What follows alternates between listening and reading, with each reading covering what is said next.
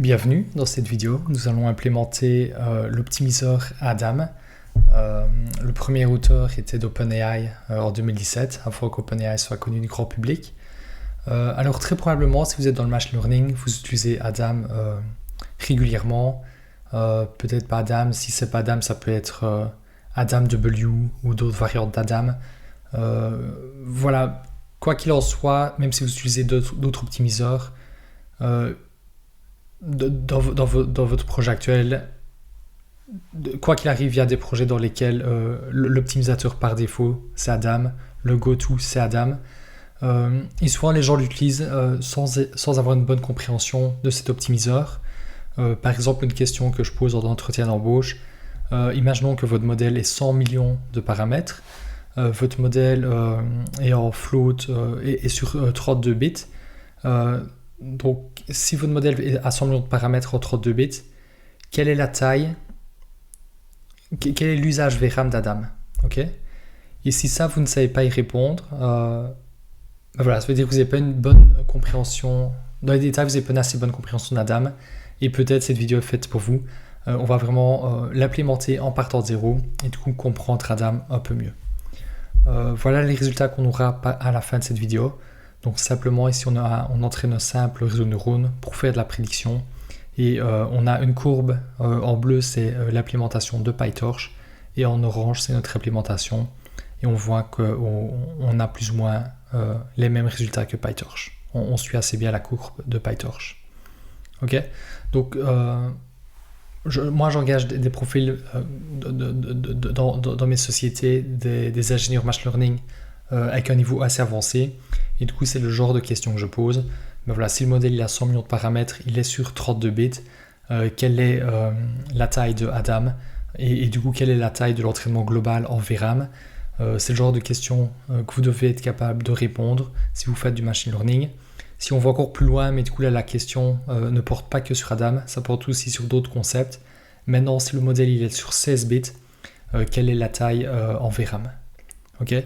Et ça, c'est le genre de questions qu'on va traiter sur cette chaîne, des questions avancées de machine learning. Du coup, n'hésitez pas à vous abonner, à laisser un pouce, à commenter, même un bête commentaire pour vraiment donner un signal fort à YouTube et qu'on puisse développer cette chaîne. Ok, partons dans l'implémentation. Comme d'hab, on va utiliser PyTorch pour tout ce qui est machine learning. Et alors, on a quelques autres librairies comme Helper. Par exemple Keras, juste pour loader les données MNIST pour tester l'implémentation. Ok, donc ici on va simplement loader les données MNIST pour pouvoir tester notre optimiseur et être sûr qu'il fonctionne correctement. Et du coup, ici on peut directement se lancer dans l'implémentation avec le constructeur. Donc notre optimiseur prend notre modèle. Alpha, c'est le learning rate, mais j'ai gardé exactement, chaque fois j'essaye de rester le plus proche possible du pseudocode. Donc en fait ici vous allez voir que le code, entre guillemets, c'est simplement une transposition de ce pseudocode, et alpha ici c'est notre learning rate. Par défaut à exposant -3, c'est également la valeur par défaut dans PyTorch. Donc en fait avec Adam on a deux moments. On a le premier moment et le deuxième moment, et du coup bêta 1 et bêta 2 ce sont des hyperparamètres liés à ces moments. Et on a epsilon, un paramètre pour la stabilité numérique, parce qu'on va devoir faire des divisions. Et du coup, ce qu'il faut savoir avec Adam quand on l'utilise, c'est qu'on doit stocker pour chaque point son premier moment MT et son second moment VT. Et du coup, ça veut dire que si j'ai un modèle avec 100 millions de paramètres, ben, dans Adam, je dois stocker 200 millions de moments, entre guillemets. Okay, donc si j'utilise simplement SGD avec Momentum, mais du coup j'aurai simplement 100 millions avec mon modèle plus 100 millions avec SGD. Si j'utilise Adam, j'aurai 100 millions plus 200 millions. Ok. Donc imaginons que votre modèle il soit 8 GB en mémoire, mais utiliser Adam, ça va rajouter 16 GB. Ok, c'est le genre de choses à connaître. Donc ici simplement, j'itère sur chaque tenseur, chaque tenseur de paramètres dans mon modèle, et du coup chaque fois que je crée une matrice, je crée un tenseur qui a la même taille que mes points P. Ok, j'itère sur chaque bloc et je crée mon moment, même moment, et je mets la même taille que P. Et j'initialise à 0. Ok, et c'est exactement ce qu'on a dans le pseudocode. On initialise le premier et le second moment à 0. Ok. Pour chaque optimiseur, donc en PyTorch, chaque fois on a cette fonction 0 grade et la fonction step. Donc on doit implémenter ces deux fonctions, 0 grade et step. Donc la fonction 0 grade va permettre de remettre les gradients à 0. Donc en fait, on itère sur chacun des paramètres dans le modèle. S'il y a un gradient, donc si p.grade est différent de none, on va le remettre à 0. Okay, donc c'est ce que fait 0 grade dans les optimiseurs que vous utilisez en PyTorch. Et ensuite, on a la fonction step. Donc en fait, ici, c'est simplement une implémentation de ce pseudocode. On met à jour le compteur T. Alors, c'est aussi une question que je demande en entretien.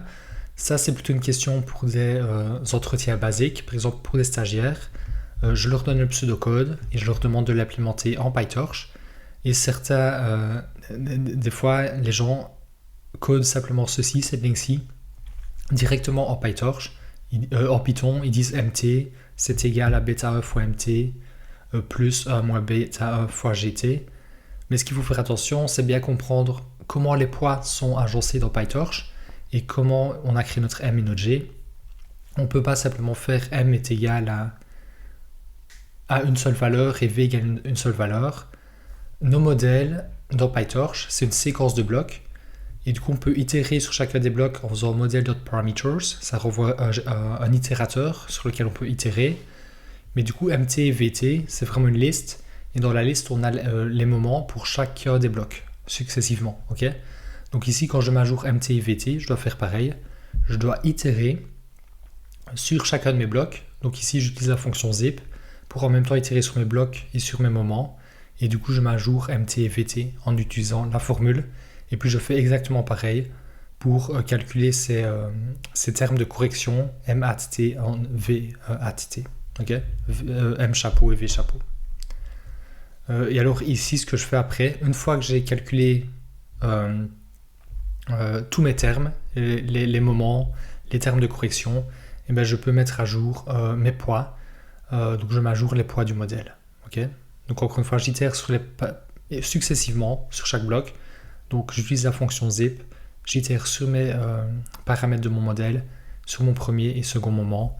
Et ici, j'ai simplement utilisé cette formule directement. Je m'ajoute mes paramètres. Et on a ici le plus epsilon pour la stabilité numérique, parce que si v chapeau t est égal à 0, je divise par 0. Et du coup, on a cet epsilon pour la stabilité numérique.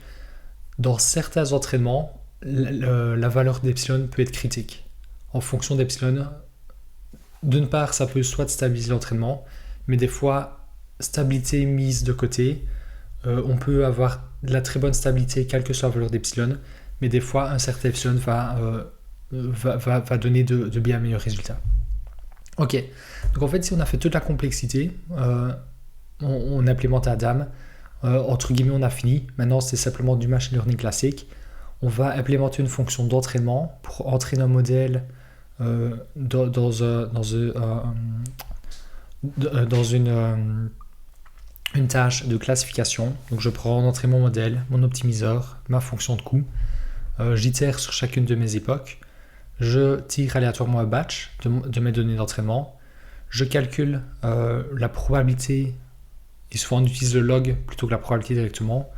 Donc je demande à mon modèle de me prédire les probabilités pour ces données X. Et puis alors je calcule la perte pour par rapport aux vraies classes, donc mes Y, et les probabilités produites. Donc ici, pour avoir une log probabilité, dans mon modèle, je vais utiliser un log softmax à la fin. Et ici, comme loss function, on va utiliser un négative log likelihood loss. Okay, tout ça, c'est classique pour faire de l'entraînement supervisé et de la classification. Et ensuite, j'appelle mes fonctions 0 grade backward step. Encore une fois, ici, mon optimiseur, c'est celui qu'on vient d'implémenter. C'est pas celui de PyTorch, mais je pourrais utiliser de manière interchangeable. Ici, optimiseur, ça pourrait être un optimiseur de PyTorch, parce que notre optimiseur colle à la lettre l'API de PyTorch. Ok, et ici, simplement, toutes les 100 époques, on va on va faire un test sur les données de test pour pouvoir loguer la testing accuracy et savoir comment notre modèle se comporte et comparer également notre optimiseur à celui de PyTorch. Ok, et ensuite on peut mettre tout ensemble. Encore une fois, je vous invite à vous abonner, à mettre un pouce et à commenter la vidéo, même un bête commentaire pour vraiment m'aider à développer cette chaîne si vous aimez ce qu'on fait. Et alors ensuite, ce qu'on peut faire, on va itérer soit sur un optimiseur de PyTorch, soit sur le nôtre. Donc on crée un modèle, donc chaque fois on utilise exactement la même architecture. Donc voilà, un modèle classique pour faire de la classification sur les données MNIST. On l'avait dit tantôt, on utilise un log softmax parce qu'on veut prédire des logs probabilités. Donc voilà, chaque fois on va créer l'optimiseur. On va prendre donc le modèle ici, la fonction entraînement retourne la testing accuracy. Donc on la récupère, on la plotte et on compare nos deux modèles. Ok, donc c'est tout, 100 lignes de code. L'implémentation d'Adams, c'est 30 lignes de code. Ça donne cette figure si vous lancez le code. Ça devrait être assez rapide. Mais encore une fois, c'est très important quand vous utilisez des concepts en machine learning de vraiment comprendre ce qu'il se passe derrière. Au-delà de questions d'entretien, etc. Voilà, j'entraîne un modèle, il est beaucoup... j'ai un problème de VRAM. Qu'est-ce que je peux faire juste par exemple en utilisant un autre optimiseur, peut-être ça va résoudre mon problème. Ouais, voilà, faut vraiment un peu... c'est vraiment des concepts qu'il faut connaître si on veut vraiment aller plus loin. Parce qu'on peut vraiment très rapidement faire l'approche naïve. Donc je prends un modèle, je l'entraîne, je change un peu les hyperparamètres de manière naïve. Mais si après je veux aller vraiment plus loin, ça veut dire soit dans votre... si c'est votre business, avoir des meilleurs résultats. Si c'est dans votre carrière, ça veut dire aller dans des sociétés plus prestigieuses qui payent mieux.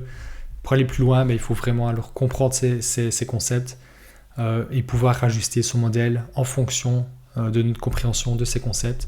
Donc voilà, c'est très important de bien comprendre tous ces facteurs.